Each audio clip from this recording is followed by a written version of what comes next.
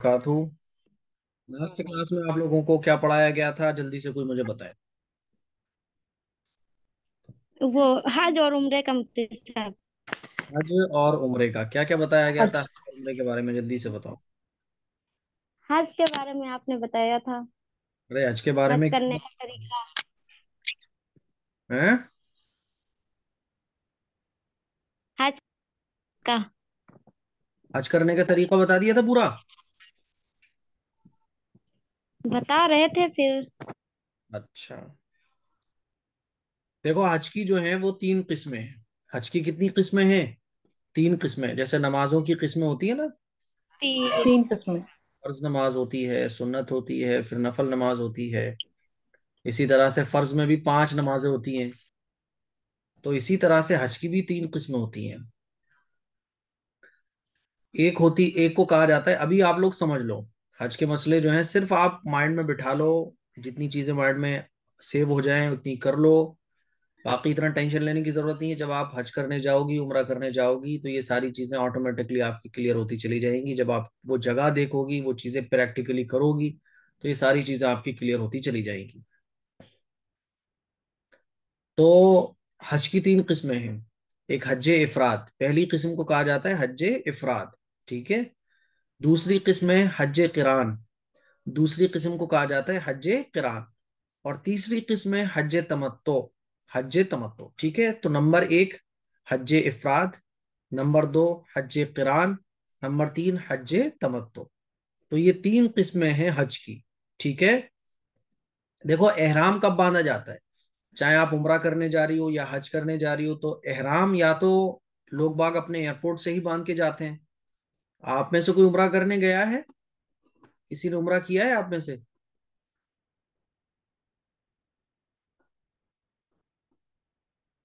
अरे किसी ने उम्रा किया है आप में से? मुफ्ती नहीं साहब। किया? किसने किया है? नहीं, नहीं किया है किसी ने। किसी ने भी नहीं। किसी के पास भी 1 लाख रुपए नहीं है? सिर्फ समा परवीन बाजी ने किया है। हाँ है क्षमा पर भी। यहाँ पर तो है नहीं आज। 1 लाख रुपया कहाँ से होगा? गोल्ड बनवाने से ही फुर्सत नहीं है आप लोगों को, है ना। अल्लाह ने आपको दे रखा है, और आपके वालिदैन का कारोबार अच्छा है, आपके वालिद साहब के बिजनेस अच्छा है, तो उम्रा करने जाओ। कहीं मत जाओ, सबसे पहले उम्रा करने जाओ। ठीक है। अब वालिद साहब ये से सब जिद। मैंने किया है, हज भी किया है, उम्रा भी किया है, क्या, अल्हम्दुलिल्लाह। अरे कहाँ रहती हैं आप? मैं हैदराबाद में रहती हूँ मुफ्ती साहब। हैदराबाद में रहती हैं। तो आपने एहराम कहाँ से अभी बांधा से था? एयरपोर्ट से ही बांधा था ना? अ, जी हाँ, एयरपोर्ट से बांधा बांधा था हमने तो हराम। यही चीज समझो घर कि घर से एहराम बांध के हमने नियत करके एयरपोर्ट पे चले गए थे मुफ्ती साहब। एहराम असल में लोग बाग या तो ये करते हैं कि घर से ही बांध के चले, एयरपोर्ट पर एहराम बांध लिया, या साहब कहीं और। तो एहराम असल में कहाँ से बांधा जाता है ये समझो आप लोग, है ना। तो नंबर जी। एक हज इफराद, नंबर दो हज किरान, नंबर तीन हज तमत्तु। हज इफराद किसको कहते हैं? हज इफराद कहा जाता है मीकात से Playing from गुजरते वक्त। laptop 5 RQL9 VVC. Alexa stop. तो हज इफराद वो बहुत आ रहा है आपकी तरफ से, थोड़ा सा शोर कम हो जाए तो। अरे भाई इतने माइक ऑफ ऑन है, तो किसका माइक ऑन है ये जिसमें शोर आ रहा है इतना ज्यादा? ऊपर से हमारी एलेक्सा है वो शोर मचाने लगी, ऊपर से आप लोगों के माइक ऑन हो जाते हैं। तो मीकात से गुजरने के वक्त सिर्फ हज का एहराम बांधा जाए। हज इफरात किसको कहा जाता है, ये डेफिनेशन है, इसको आप लोग याद कर लो या फिर लिख लो। ठीक है। मान लीजिए कभी नॉलेज के तौर पे दीनी चीजें भी हमें याद रखना चाहिए, कभी जरूरत पड़ जाए तो हमारे पास लिखा हुआ होगा। और अगर लिखा हुआ नहीं भी होगा तो कोई बता रहा होगा कि हज इफराद, हज किरान, हज तमत्तो, तो हमारे जो चीज एक बार हम समझ चुके होंगे तो वो चीज दोबारा में समझना आसान हो जाती है। तो मीकात से गुजरते वक्त सिर्फ हज का एहराम बांधा जाए, और 10 जिलहिज्जा को रमी करने के बाद एहराम खोल दिया जाए। ऐसा हज करने वाले को मुफरिद कहते हैं। इसमें कुर्बानी वाजिब नहीं होती बल्कि मुस्ताहब होती है। हज इफराद हम लोग नहीं करते, ठीक है, ये वहीं के लोगों के लिए है, कोई करना चाहे तो। ठीक। मीकात किसको कहा जाता है? सबसे बड़ा मसला आता है मीकात। तो मीकात कहते हैं कि जैसे ही मान लीजिए हम जद्दा एयरपोर्ट पर पहुंचने वाले होते हैं, तो जद्दा एयरपोर्ट पर पहुंचने से पहले पहले, यानी फ्लाइट के लैंडिंग करने से पहले पहले जो है आपको बता दिया जाएगा, जो आपका ट्रेनर होगा वो बता देगा। और कुवैत फ्लाइट और जो सऊदी एयरलाइन होती है वहां पे भी अनाउंस हो जाएगा कि जो लोग एहराम उम्रा करने जा रहे हैं, जो लोग हज वगैरह करने जा रहे हैं, तो अगर उन्होंने एहराम नहीं बांधा हुआ है तो अपना एहराम बांध ले अब, क्योंकि अब मीकात शुरू होने वाली है। आप ऐसे समझ लो कि एक दूरी है, उस दूरी को मीकात कहा जाता है। जैसे ही वो दूरी इतनी रेंज में आती है, तो मतलब जैसे कि हम लोग 77 किलोमीटर का सफर अगर तय करते हैं तो मुसाफिर कहलाते हैं। इसी तरह से एक पूरा एरिया है, उस एरिया में एंटर करते ही मीकात शुरू हो जाती है। ठीक है, तो मीकात के शुरू होने से पहले पहले हमें क्या करना है, एहराम बांधना है। तो बाज लोग क्या करते हैं, वो एयरपोर्ट से ही एहराम बांध के जाते हैं। बाज लोग क्या करते हैं कि एयरपोर्ट में कहीं मीकात शुरू होने से पहले पहले बांध लेते हैं। मैंने क्या किया था कि जब मैं उम्रे के सफर पर गया था, तो मुझे तो दिल्ली, फिर दिल्ली से मुंबई जाना था, फिर मुंबई से मेरी फ्लाइट थी कुवैत के लिए, फिर कुवैत से एक फ्लाइट थी जद्दे के लिए। तो मैंने जो एहराम बांधा था वो कुवैत में बांधा था, कुवैत एयरपोर्ट पर जो है मैंने एहराम बांधा। फर्स्ट टाइम जब मैंने एहराम बांधा ना, तो नहीं समझ आ रहा था, लेकिन फिर भी एक दो बार प्रैक्टिस की, उस पर मैंने एक वीडियो भी बनाई और इंशाल्लाह आगे भी वीडियोस बनाऊंगा। तो एहराम जब बांधा तो मैंने कहा बांधा, कुवैत में। और जब कुवैत से हमारी फ्लाइट जद्दे के लिए रवाना हुई, तो जैसे ही मीकात शुरू होने वाली थी तो उन्होंने अनाउंस किया कि मीकात शुरू होने वाली है, जिन लोगों ने एहराम नहीं बांधा है वो अपना एहराम बांध लें। तो मीकात से गुजरते वक्त सिर्फ हज का एहराम बांधा जाए, सिर्फ हज का एहराम बांधा जाए। और एहराम किसको कहते हैं, खास किस्म का लिबास होता है, उसको एहराम कहा जाता है। ठीक है, तो इसको हज इफरात कहा जाता है।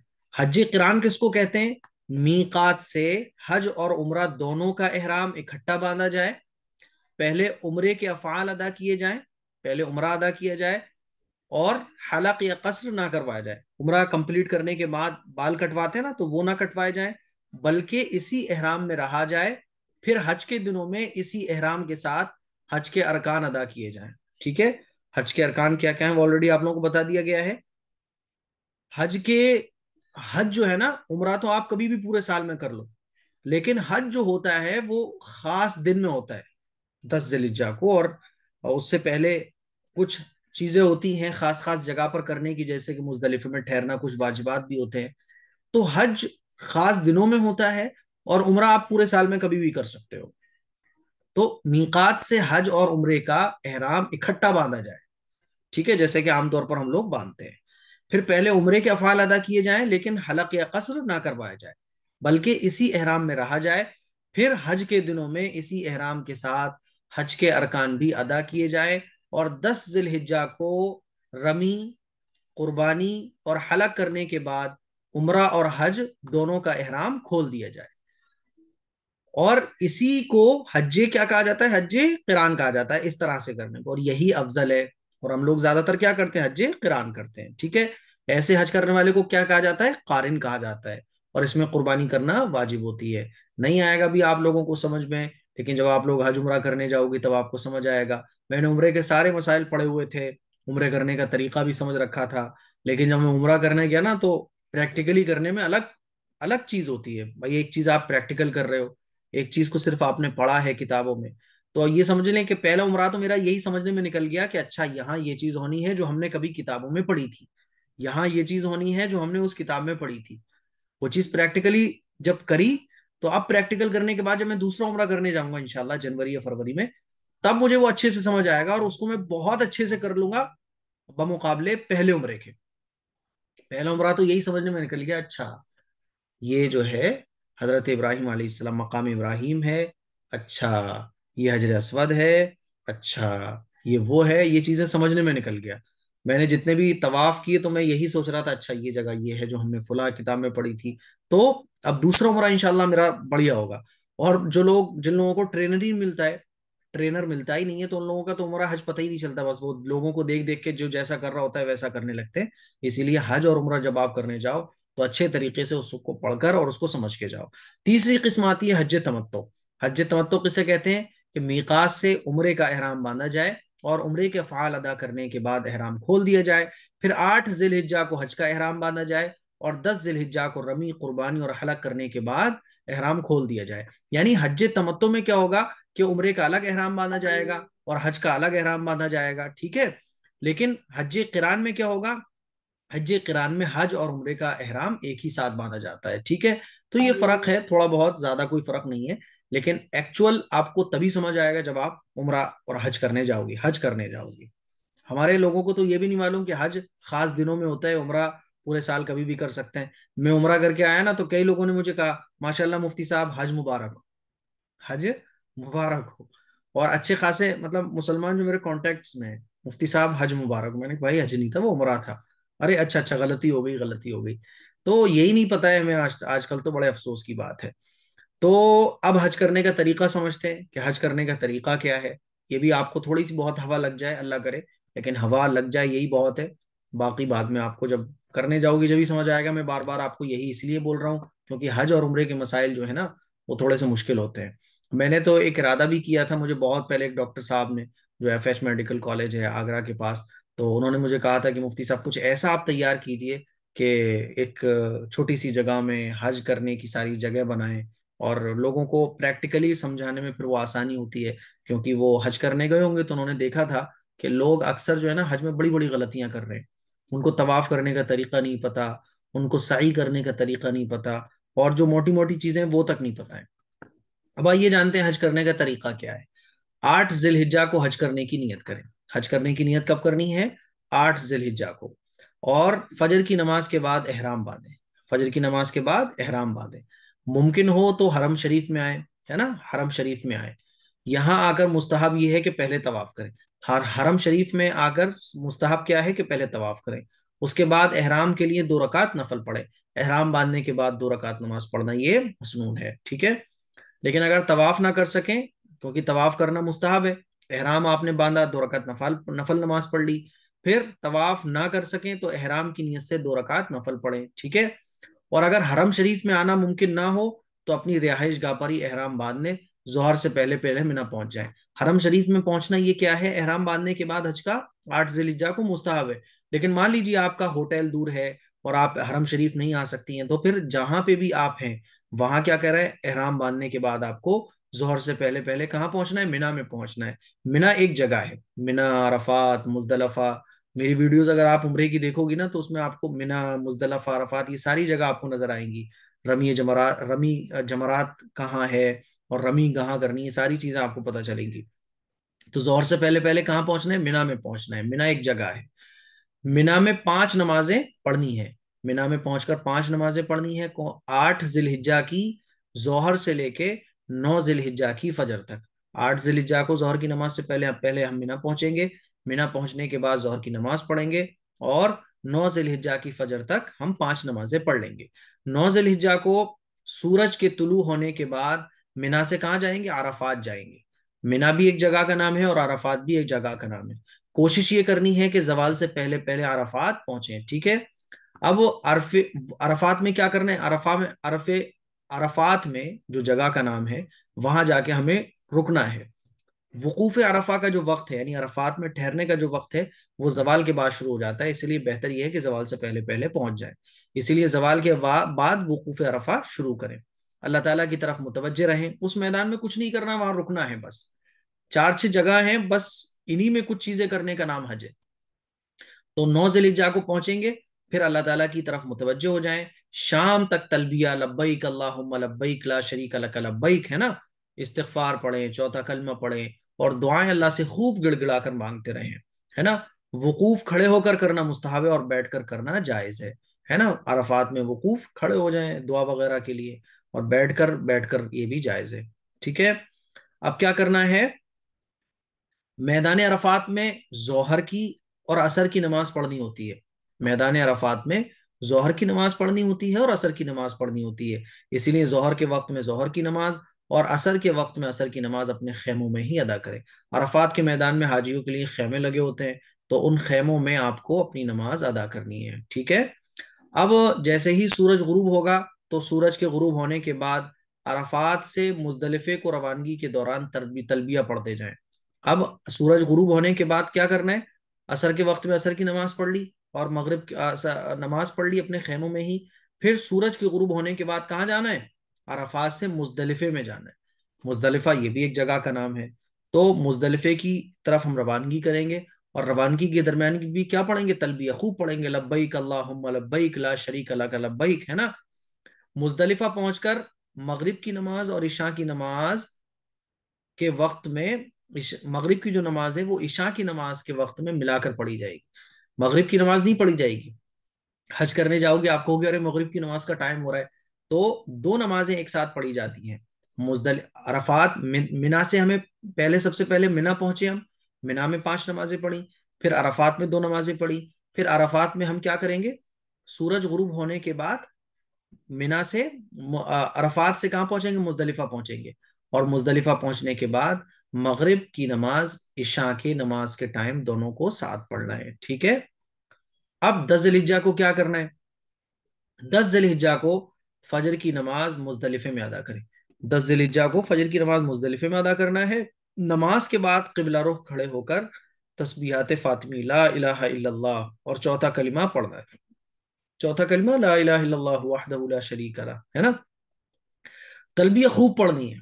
तलबिया, तलबिया किसको कहते हैं? लब्बैक अल्लाहुम्मा लब्बैक, है ना। और दुआ के लिए दोनों हाथ फैलाते हैं, खूब अल्लाह ताला से दुआ मांगे। रोशनी, अब रोशनी खूब फैल रही है, तो फजर की नमाज के बाद के मामूलात है ना। रोशनी खूब फैलने तक क्या करना है? यही अमल जारी रखना है, खूब अल्लाह से दुआ मांगनी है। ये वकूफ मुजदलफा है। सूरज के तुलू होने से, तुलू आफ्ताब से, यानी सूरज का तुलू होने से कुछ वक्त पहले मुजदलिफे से मिना रवाना हो जाए। सूरज तुलू होने से पहले पहले कहाँ रवाना हो जाए? मुजदलिफे से, फिर दोबारा मिना के लिए रवाना हो जाए। 10 जिलहिज्जा को मिना पहुंचकर अपने खेमों में जाकर सामान रखना होता है। जैसे ही हम 10 जिलहिज्जा को मिना पहुंचेंगे तो हमारा जो भी खेमा होगा वहां हम अपना सामान रखेंगे। तलबिया पढ़ते हुए जमरात की तरफ जाएंगे। जमरात क्या चीज है? जमरात जो है ना, ये वो जगह है जहां शैतान को कंकरियां मारी जाती हैं। तो तलबिया पढ़ते हुए जमरात की तरफ जाकर सिर्फ बड़े जमरे को बिस्मिल्लाह अल्लाह अकबर कहते हुए 7 कंकरियां मारेंगे। 3 जमरे हैं, एक सबसे बड़ा एक उससे छोटा, है ना। तो जो सबसे बड़ा वाला जमरा है उसको बिस्मिल्लाह अल्लाह अकबर कहते हुए 7 कंकरियां मारनी है, और पहली कंकरी के साथ ही तलबिया पढ़ना बंद कर देंगे, ठीक है। पहली कंकरी के साथ ही तलबिया पढ़ना बंद कर देंगे। लब्बैक अल्लाहुम्मा लब्बैक, अब ये तलबिया नहीं पढ़ा जाएगा, वहां बिस्मिल्लाह अल्लाहु अकबर कहकर 7 कंकरियां शैतान को मारनी है। और ये जो जमरात है ये जगह बंद रहती है, सिर्फ हज के दिनों में ओपन होती है। अब क्या करना है? कुर्बानी के लिए जो जानवर ज़िबा करने की जगह होती है वहां जाएं और अपने नाम से अपनी कुर्बानी करवाएं। कुर्बानी 11 तारीख और 12 जिलहिज्जा को भी की जा सकती है। जरूरी नहीं है कि आप 10 जिलहिज्जा को करो, बल्कि 11 जिलहिज्जा और 12 जिलहिज्जा को भी कुर्बानी की जा सकती है। कुर्बानी के बाद औरतों को तकरीबन 1 इंच बाल काटने चाहिए, 1 इंच, है ना। मर्द हजरात के लिए हलक कराना मसनून है। मर्द हजरात जो है वो गंजे हो जाते हैं, टकले हो जाते हैं। खवातीन तो टकली नहीं होंगी ना। एक खातून मुझसे पूछ रही थी, मुफ्ती साहब मिलने वाली थी, हमारे रिलेटिव में थी, तो उनको इतना दीन वगैरह का इल्म नहीं था। तो मुझे बोल रही थी, मुफ्ती साहब वो आपके बाल जब उतरे तो आपको कैसा लगा? मैंने कहा बहुत अच्छा लगा मुझे तो कहने लगी ये बताइए, उम्रा करने जाते हैं तो क्या औरतों के भी बाल बाल उतरते हैं? औरतें भी गंजी होती हैं? मैंने कहा ऐसा नहीं होता। मैंने कहा आपको ये नहीं मालूम? नहीं, हमें तो बड़ा वो लगा कि हमारी भी गंजी हो जाएगी। मैंने कहा नहीं, आपकी गंजी नहीं होगी। 1 इंच बाल कटवाए जाते हैं औरतों के लिए। तो औरतों के लिए क्या है कि औरतों को तकरीबन 1 इंच बाल काटने चाहिए। 1 इंच, कोई भी कहीं से भी 1 इंच बाल काट ले वो, ठीक है। और एक साहब और पूछ रहे थे, मौलाना ही है, वो कह रहे थे जब आपके बाल कटे तो आपको कैसा लगा? मैंने कहा कैसा लगेगा, बहुत अच्छा लगा मुझे, तो बड़ा आराम मिला, बड़ा सुकून मिला। मैं सोच रहा था क्या यार, ये बालों के साथ में जिंदगी जी रहा था, बाल उतरने के बाद कितना सुकून है। पानी डालो एकदम फड़क से सर साफ हो गया, है ना। वरना तो अजीब झुंझलाहट पहले के शैम्पू के वैम्पू ये कि वो दुनिया भर के अटरम जटरम, फिर नहाने के बाद बालों को सुखाओ, फिर उसमें ऑयल लगाओ, उसकी केयर करो, दुनिया भर का सरदर्द था। मैं तो इतना राहत आराम महसूस कर रहा हूँ जैसे मेरी आधी आधी से ज्यादा जिंदगी मेरी वैसी सॉल्व हो गई हो। तो बड़ा मजा आता है बाल बाल तरनवाने के बाद। और मेरे ख्याल में उम्रा करने के बाद जो आदमी बाल कटवाता है ना, तो उसका अलग ही मजा है और उसमें अलग ही खुशी है। वैसे तो बाल जब कटते हैं और गंजा होता है आदमी तो दुख होता है, तकलीफ होती है, लेकिन उम्रा करने के बाद जो बाल कटते हैं तो उसमें बड़ी खुशी होती है। तो कुर्बानी के बाद क्या करना है? औरतों को तकरीबन 1 इंच बाल काटने चाहिए। इसके बाद अब एहराम खोल दीजिए, क्योंकि आपका उम्रा पूरा हो गया, आपका हज भी पूरा हो गया, है ना। गुस्ल करना है और जैसे नॉर्मल कपड़े पहनते हैं वैसे ही कपड़े पहनना है। मिना में 10 तारीख, 11 तारीख, 12 तारीख तक क़याम करना सुन्नत है। मिना में 10, 11, 12 यानी 10 जिलहिज्जा को तो ईद उल अजहा होती है, तो बासी तिवासी तिवासी तक क़याम करना ये सुन्नत है। ठीक है। मिना से फिर हमें कहाँ जाना है? खाने काबा जाना है तवाफ ज़ियारत के लिए। ठीक। तवाफ के हर चक्कर में रुकने यमानी और हजर अस्वद के दरमियान जब पहुंचे तो ये दुआ पढ़े। देखो, जब हम तवाफ कर रहे होंगे खाने काबा का तो दो चीजें होती हैं, एक हजर अस्वद होता है और एक रुकने यमानी होती है। तो रुकने यमानी और हजर अस्वद जब आप जाओगी आपको पता चल जाएगा। तो इसके दरमियान पहुंचे तो क्या पढ़ना है? ये दुआ पढ़ना है, रब्बना आतिना फिद दुनिया हसना व फिल आखिरति हसनतम व क़िना अज़ाबन्नार। ठीक है।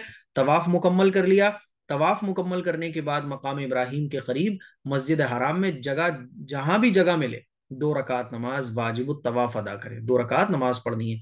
मकाम इब्राहिम एक ऐसे करके बना हुआ है, बड़ा खूबसूरत सा, उसमें वो मकाम इब्राहिम कहलाता है। वहां हजरत इब्राहिम अलैहिस्सलाम के कदम मुबारक के निशान भी है। लोग उसको चूमते हैं, ये करते हैं, ये सब करना मुनासिब नहीं है। मकाम इब्राहिम पर और मकाम इब्राहिम के पास या कहीं पे भी आपको जब जगह मिले तो तवाफ मुकम्मल करने के बाद क्या करना है? 2 रकात नमाज वाजिब तवाफ अदा करना है। ठीक है। फिर उसके बाद आबे जमजम खूब पीना है, जम के आबे जमजम पियो आप, और ये दुआ पढ़ो, अल्लाहुम्मा इन्नी असलुका इल्मन नाफिआ व रिज़्क़न वासिआ व शिफाअम मिन कुल्ली दा व शिफाअम मिन कुल्ली दा। ये जमजम पीने की दुआ है। ठीक है। अब क्या करना है? जब हमारा तवाफ मुकम्मल हो गया, अब हमें सही के लिए जाना है। सफा और मरवा जो 2 पहाड़ियां हैं ना, तो वहां जाना है सई करने के लिए। अब सई करने के लिए बाबू सफा से सफा पर आए। वहां बना होता है कि भाई ये सफा पहाड़ी का मतलब सई करने के दरवाजे हैं। मैं और मुफ्ती आसिफ साहब तो खो गए थे। मुफ्ती आसिफ साहब की प्रॉब्लम हो रही थी, तो वो मैंने उनको बोला आप जाओ, वो शॉर्टकट मार रहे थे, लोगों को फलांगते फलांगते। मैंने बोला मुझे नहीं, आप ऐसे जाओ, मैं आपको घूम के पकड़ता हूँ। अब वो मिस हो गए, मैं भी मिस हो गया, दोनों एक दूसरे से खो गए। अब व्हाट्सअप था मेरे पास, उनके पास भी था, लेकिन व्हाट्सअप, वहां जाने के बाद व्हाट्सअप से कॉल नहीं लगती है, मैसेज कर सकते हैं आप। अब मैं उन्हें मैसेज कर रहा हूँ, मुझसे मुझे मैसेज कर रहे हैं दोनों। वो भी अरबी जानते हैं, मैं भी अरबी जानता हूँ, लेकिन दोनों एक दूसरे को कैच नहीं कर पा रहे हैं, पकड़ नहीं पा रहे हैं, क्योंकि सारी जगह सेम है। सब सफेद कपड़े पहने हुए हैं, हर आदमी लग रहा है कि ये हो सकते हैं हमारे। तो खोज खोना एक बहुत बड़ा मसला है। इसीलिए कभी भी जाओ तो कुछ ना कुछ ऐसा बना के जाओ, निशानियां याद रखो, या कुछ ना कुछ ऐसा जाओ कि पहचान हो जाए। तो जाने जब भी आप उम्रा करने जाओ तो पहचान कर लो जगहों की, और कुछ पहचान नहीं हो रही तो कम से कम अपने होटल की तो पहचान जरूर कर लो। ठीक है। एक खातून खो गई थी, हमारे एक मुफ्ती साहब थे, वो उम्रा करने गए हुए थे, तो उनकी बीवी खो गई। तो उनके पास तो मोबाइल भी नहीं था, अब वो खो गई हैं, और खोने के बाद अब वो होटल भी नहीं पहुंच पा रही हैं। उधर वो लोग ढूंढ रहे हैं, इधर ये भी परेशान हो रही हैं। घंटों गुजर गए, ये अपने होटल नहीं पहुंच पा रही हैं, और जो इनको तलाश करने वाले लोग हैं वो इनको नहीं तलाश कर पा रहे क्योंकि मोबाइल नहीं है। फिर इन्होंने घंटों गुजर गए, तो फिर इनकी मुफ्ती साहब की अहलिया ने जो है ना किसी का मोबाइल मांगा। फिर उन्होंने फिरोजाबाद में अपने अब्बा को कॉल किया। फिर उनके अब्बा ने, जो टूर लेकर जाने वाला था आदमी था, उसको कॉल किया कि उस जगह पर वो खड़ी हैं, तब जाके वो उन्होंने उनको पिक किया। बड़े दुश्वारियां हो गई उनके सामने। तो इस तरह की प्रॉब्लम्स बहुत क्रिएट करना पड़ती हैं। मैं तो जबल रहमत पर, एक पहाड़ी है जहाँ रसूलुल्लाह सल्लल्लाहु अलैहि वसल्लम ने क़याम फरमाया था, तो जबल रहमत पर मैं जो है ना वीडियो शूट कर रहा था, मैं रिकॉर्डिंग कर रहा था। और मुफ्ती साहब के पैर में प्रॉब्लम थी, तो वो बेचारे अपने बैठे हुए थे। तो मैं वीडियो शूट करते करते जो है ना, मैंने कहा मुझे अच्छा वो लेना था, रिकॉर्ड करवाना था मुझे। तो एक होता है कि फ्रंट कैमरे से खुद ही शूट करो तो उसमें मजा नहीं आता। तो मैंने एक लड़के को बुलाया, मैंने कहा यार भाई 1 मिनट आओ, मेरी तरफ वीडियो शूट कर दो आप। तो उसके चेहरे की हवाइयां उड़ रही थी। मैंने क्या बात है, इतने घबराई हो क्यों? बोले मेरे अब्बा खो गए, मैं उन्हें तलाश कर रहा हूँ कई घंटे से। तो मैंने कहा अच्छा अच्छा। मैंने कहा अल्लाह ताला आपके अब्बा को मिलवा दे आपसे। मैंने कहा ये तो बड़े अफसोस की बात है। ये समझ लो कई घंटे से वो तलाश कर रहा था, अपने अब्बा को नहीं ढूंढ पा रहा था वो। हालांकि जबल रहमत पर तो जो है ना इतनी ज्यादा भीड़ भी नहीं थी, तो वहां खो जाना बड़ा मसला है। इसलिए बहुत अच्छे तरीके से जब भी फैमिली के साथ जाएं तो सबसे पहले आप 2-3 घंटे निकालने के बाद जगहों को याद कर लो कि देखो हम कहीं भी खो जाएंगे, इस जगह पर आना है, कुछ भी हो जाए इस जगह पे आपको आना है। तो 1-2 लोकेशन ऐसी याद कर लो कि कभी भी मिस हो जाओ तो वहीं आना है। बहरहाल अल्लाह ताला जो खो जाए उनको मिलवाए। फिर क्या करना है, कहाँ चला गया मैं, सई करना है ना। सई मुकम्मल करने के बाद, अच्छा सई के लिए हमें कहाँ जाना है, बाबू सफा पर जाना है। और सफा से मरवा पहुंचने पर एक चक्कर मुकम्मल हो गया। वहां 7 चक्कर लगाने होते हैं, 2 पहाड़ियां हैं तो 1 चक्कर, 2 चक्कर, इस तरह से 7 चक्कर लगाओगी आप, है ना। 7वां चक्कर आपका मरवा पर खत्म होगा। ठीक है। सई मुकम्मल करने के बाद अब मिना में जाकर ठहरना चाहिए, मक्के में ना ठहरे। फिर सई करने के बाद फिर दोबारा मिना में चली जाएंगी आप, ठीक है। 11 जिलहिज्जा को जवाल के बाद छोटे, फिर दरमियाने और फिर बड़े जमरे को साथ साथ कंकरियां मारे। वहां पे फिर आपको कंकरियां मारना पड़ेंगी, ठीक है।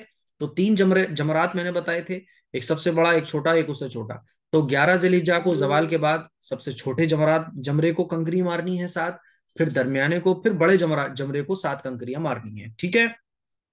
पहले 2 जमरात को कंकरियां मारने के बाद आगे बढ़कर किबले की तरफ रुक करके खड़े होकर अल्लाह ताला से दुआ कर लें। लेकिन आखिरी जमरे को जब कंकरियां मारने के बाद हमें दुआ नहीं करनी है, ठीक है, बल्कि बगैर दुआ के वापस आ जाएंगे, ठीक है। कंकरियां मारकर वापस अपने खेमों में आ जाएं और रात मिना में ही क़याम करें, ठीक है। 12 जिलहिज्जा को सूरज सूरज 12 जिलहिज्जा को सूरज के जवाल, यानी जवाल का जो टाइम है, जवाल के बाद कंकरियां मारने के लिए जाएं। कब जाना है? 12 जिलहिज्जा को जवाले आफ्ताब के बाद, जवाल का टाइम होने के बाद कंकरियां मारने जाना है। ये सारी चीजें आपको बस थोड़ा सा माइंड में टच हो जाएंगी, एक्चुअल आपको वहीं समझ आएगा जब आप ये सारी चीजें करोगी। तो फिर ट्रेनर का समझाना भी और मेरा समझाना दोनों मिक्स होकर आपके लिए बहुत ज्यादा मुआविन साबित होंगे, ठीक है। तीनों जमरात में जो कंकरियां मारना है वो इस तरतीब से मारना है जिस तरह 11 जिलहिज्जा को मारी थी, ठीक है। 11 जिलहिज्जा को जैसे कंकरियां मारी थी तो ऐसे ही मारना है। 12वीं तारीख को, यानी 12 जिलहिज्जा को, तिवासी को, सूरज गुरूब होने से पहले पहले मक्का मुकर्रमा जा सकते हैं, मक्का मुकर्रमा जा सकते हैं। गुरूब आफ्ताब के बाद जाना मकरूह है, सूरज गुरूब होने के बाद मक्का मुकर्रमा जाना मकरूह है, ठीक है। और अगर मान लीजिए कोई 12 को नहीं जा पाया, फिर वो क्या करेगा? 13वीं तारीख की सुबह मिना में हो जाए तो उस दिन रमी भी लाजिम हो जाएगी, उस दिन रमी भी लाजिम हो जाएगी, ठीक है। अब क्या करना है? अपने वतन वापस जाने से पहले तवाफ विदा कर लें। तवाफ विदा किसको कहा जाता है? जब आप अपने वतन वापस आ रहे हो, हज आपका पूरा हो गया, उम्रा मुकम्मल हो गया, तो फिर तवाफ विदा, यानी एक तवाफ करना, तवाफ विदा की नीयत से ये करना चाहिए, ठीक है। और अगर कोई मक्के से मदीने जाए, देखो हज करने के लिए मदीने जाना जरूरी नहीं है, बल्कि हज जो होता है वो मक्के में होता है, ठीक है। और अगर कोई मदीना जाना चाह रहा है तो मदीना मुनव्वरा हाजिरी के लिए जाएं तो रोज़े रसूल की नीयत से सफर करें। किसकी नीयत से सफर करें? रसूलुल्लाह सल्लल्लाहु अलैहि वसल्लम की रोज़े अतहर पर हाजिरी की नीयत से आप सफर शुरू कर दें। रसूलुल्लाह सल्लल्लाहु अलैहि वसल्लम के रोज़े अतहर पर हाजिर होकर सलातो सलाम पेश करें।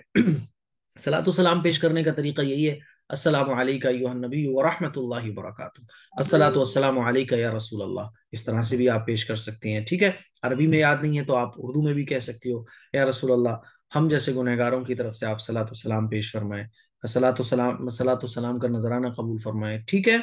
और वहीं पर चूंकि हजरत अबू बकर सिद्दीक रज़ी अल्लाह तआला अन्हु और हजरत उमर फारूक रज़ी अल्लाह तआला अन्हु भी मदफून है, ठीक है, तो उनकी कबूर के सामने भी सलाम पेश करें। जैसे ही आप जाओगी तो थोड़ा से आप बस आप वहां तो रुकने का टाइम ही नहीं दिया जाता है, बस आप चलती चली जाओ, धीरे धीरे वो लाइन चल रही होती है, तो आपको इतना टाइम ही नहीं दिया जाएगा। इसीलिए जैसे ही थोड़े दूर हो तो फौरन पढ़ना शुरू कर दो, अस्सलामु अलैका अय्युहन नबी व रहमतुल्लाहि व बरकातुहू, ठीक है, या अस्सलातु वस्सलामु अलैका या रसूल अल्लाह, है ना। इसी तरह से अस्सलातु वस्सलामु अलैका या उमर, है ना। इस तरह से आप पढ़ना शुरू कर दो। तो हजरत अबू बकर सिद्दीक रज़ी अल्लाह तआला अन्हु और हजरत उमर रज़ी अल्लाह तआला अन्हु की कबूर के सामने भी सलाम पेश करें। आप कह सकती हो कि हजरत उमर रज़ी अल्लाह तआला अन्हु की खिदमत में हमारा सलाम पेश किया जाए। तो इस तरह से जो है आपका सलातो सलाम हो जाता है, ठीक है।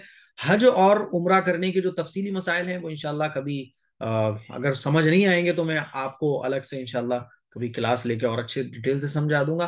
लेकिन मैं समझता हूँ इतना काफी है, जब आप उम्रा करने जाओगी तो और अच्छे से जब आप समझोगी, है ना, और उम्रा करते वक्त भी आप लोग जब अच्छे से समझोगी तो वो सारी चीजें धीरे धीरे इंशाल्लाह क्लियर हो जाएंगी। तो ये हज और उम्रा करने का तरीका था, हज का तरीका था। अब इंशाल्लाह जो उम्रे का तरीका है, और भी एक दो तरीके हैं वो इंशाल्लाह रह गए। उम्रे का तरीका मैं डिस्कस करूंगा इंशाल्लाह सैटरडे में, ठीक है। तो हज के बारे में एक जरूरी बात तो जो शायद मैंने आप लोगों को कल भी बताई थी, ये है कि हज जिसके ऊपर फर्ज हो। हज में और उम्रे में डिफरेंस यही है कि हज जो है वो एक फर्ज इबादत है और उम्रा जो है वो मसनून है। उम्रा फर्ज नहीं होता, हज फर्ज होता है। तो हज जिसके ऊपर फर्ज होगा उसको करना पड़ेगा, और उम्रा जिसके ऊपर, उम्रा तो जो है आपकी मर्जी है, जैसे मसनून नमाज है इसी तरह से उम्रा है, और जैसे फर्ज नमाज है इसी तरह से हज है। जिंदगी में एक बार हज करना फर्ज है, यानी सारी जिंदगी में आपको एक बार हज करना फर्ज है, बाकी जितने भी हज आदमी करता है वो नफली हज कहलाते हैं। वो हज तो एक ही फर्ज होता है बस। ठीक है, अब मुझे आप लोग बताइए क्या क्या पूछना बाकी रह गया है आप लोगों को। इंशाल्लाह हमारी जो लास्ट क्लास है वो सैटरडे को बिल्कुल लास्ट होगी। सैटरडे के बाद फिर आप लोगों को एग्जाम की तैयारी के लिए वक्त दे दिया जाएगा और आप लोगों को बता दिया जाएगा कि आप लोगों का एग्जाम कब होना है। अब बस एक क्लास आप लोगों की बाकी रह गई है। जो चीजें बस छोटी छोटी चीजें जो रह गई हैं वो इंशाल्लाह सैटरडे में आप लोगों को कंप्लीट करा दी जाएंगी। और फिर उसके बाद ही आप लोगों को पूरा टाइम बता दिया जाएगा कि इस तारीख में आपका एग्जाम होगा। एग्जाम जो है वो ओरल होगा। आपके पास व्हाट्सएप कॉल आएगी या आपके पास वैसी नॉर्मल कॉल आएगी और आपको टाइम दिया जाएगा, उसी टाइम पर वो कॉल आपको पहुंचेगी। एग्जाम मैं भी ले सकता हूं या मुफ्ती तनवीर साहब भी ले सकते हैं, कोई भी ले सकता है। फिर उसके बाद आपको सर्टिफिकेट दे दिया जाएगा। फिर आगे आप पढ़ना चाहो, 6 मंथ में एडमिशन लेना चाहो, वो आपकी चॉइस है और वो आपकी मर्जी है। बस बहुत है।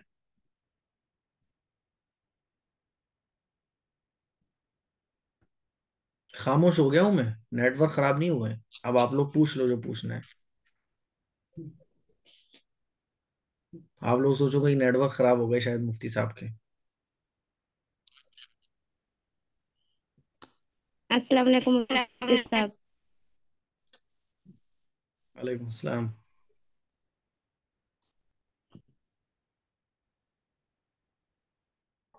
बोलिए।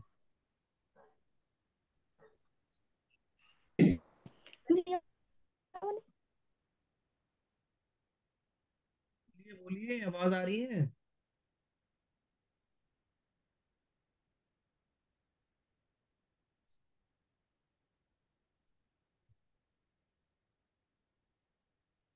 क्या हुआ, शायद आवाज नहीं पहुंच रही मेरी।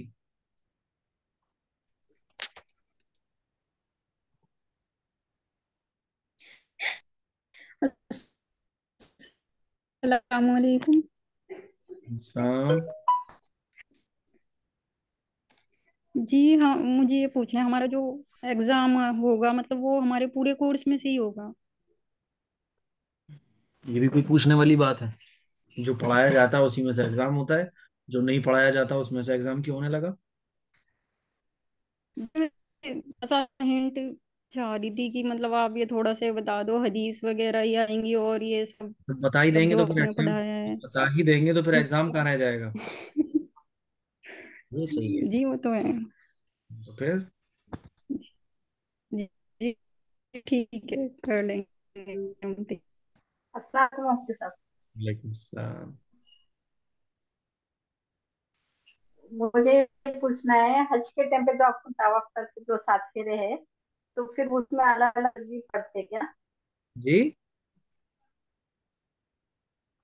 अपन जो हज के टाइम पे तवाफ करते 7 बार, तो वो सातों टाइम अलग अलग कुछ तस्वीर पढ़ते या कलमे पढ़ते क्या? नहीं नहीं, वो देखो अलग अलग तो दुआएं नहीं होती हैं। देखो जैसे एक तो ये होती है रब्बना आतिना, जब हम उसके बीच में पहुंचेंगे तो रुकने यमानी और हजर असवद के दरमियान में तो रब्बना आतिना पढ़ना है ना।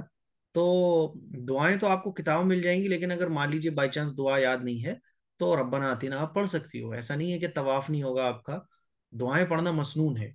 जो दुआएं तवाफ करने के वक्त पढ़ने की हैं वो दुआएं याद हो जाएं तो बहुत अच्छी बात है। लेकिन अगर वो दुआएं याद नहीं होती है तो ऐसा नहीं है कि तवाफ आपका ठीक नहीं होगा, तवाफ ठीक हो जाएगा। ठीक है, दुआ कीजिए मुफ्ती साहब, ये साल हमारा हफ्स का इरादा है। बिल्कुल इंशाल्लाह। जैसा अस्सलाम वालेकुम। अस्सलाम वालेकुम मुफ्ती साहब, वालेकुम। मुझे तो बहुत टेंशन हो रही है एग्जाम की। अरे, टेंशन किस बात की है। मतलब क्योंकि बीच में ना वो थोड़ी घर में प्रॉब्लम हो गई थी, मैं ससुर की तबीयत खराब हो गई थी और उनके सीरियस हो गए थे, फिर वो गुजर गए थे। इस वजह से काफी क्लासें मिस हो गई थी। कोई बात नहीं, वीडियोस भेज दूंगा मैं सारी, तो देख लीजिएगा आप आराम से।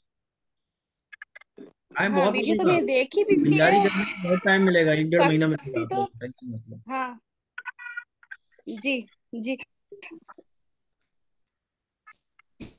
जी, ठीक है जी। जज़ाकल्लाह। वालेकुम मुफ्ती साहब। वालेकुम अस्सलाम। मुफ्ती साहब, मैंने हज किया है लेकिन नमाज में नियत नहीं की। ईमान जी से